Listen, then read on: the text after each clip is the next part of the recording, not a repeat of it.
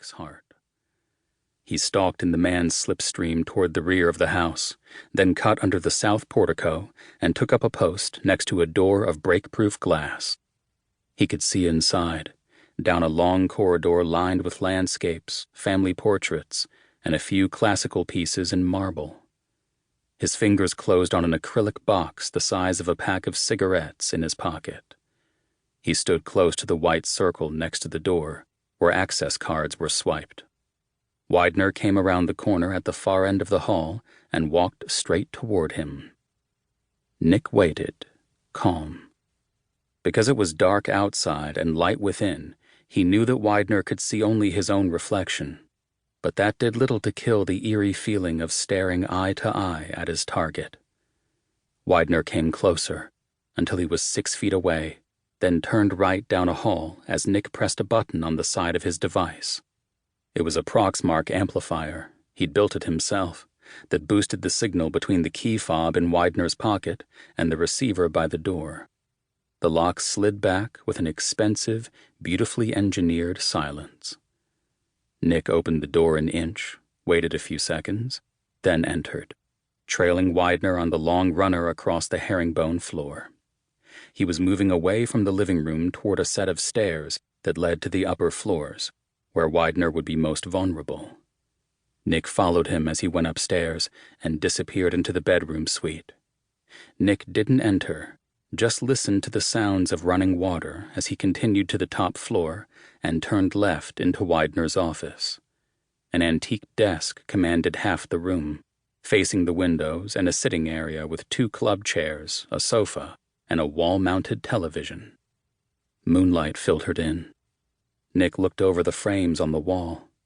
There were class portraits from St. Albans and Georgetown, and shots of Widener with the past 2 U.S. presidents, with prime ministers, with senators. These were real photos of friends, of intimates, not staged handshakes at fundraisers. Nick had spent a decade in the Secret Service. He had once protected men like this, which had taught him how to get to them. He crossed the room and tucked into a dark nook where a copier and office supplies were stacked. Through a window, Nick had a view of the driveway and the staff cars parked beside the garage. The wife was in New York. He could see everyone coming and going, would know when he was alone with Widener, when no one would be around to hear him call for help. Widener entered, now without his jacket and tie, and switched on a lamp. He poured himself a small glass of scotch and added a few drops of water, as he did every night. A man of routine. It would be easy enough to do it now. Killing wasn't the difficult thing, though it was harder, louder, and shabbier than most suspected. Killing and getting away was the true test. Widener sat at his desk, his back to Nick. He flipped on the TV, tuned to a Hoyas basketball game, then pulled his laptop toward him and set to work. Nick stepped out of the shadows. One turn, one careful look, and Widener would see him. But people so rarely stop to examine the familiar world around them.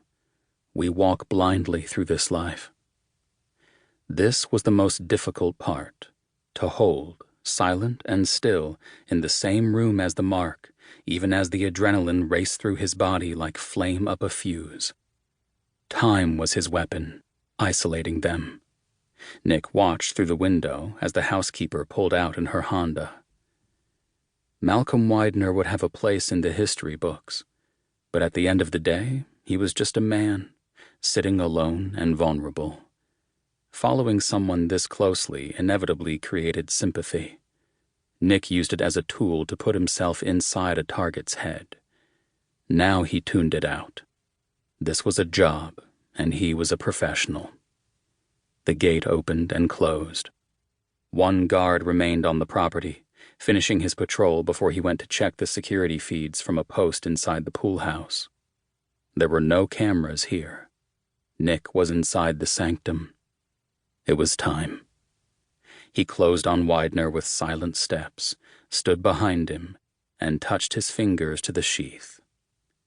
Nick didn't draw a knife or gun. In his other hand, he held a small envelope marked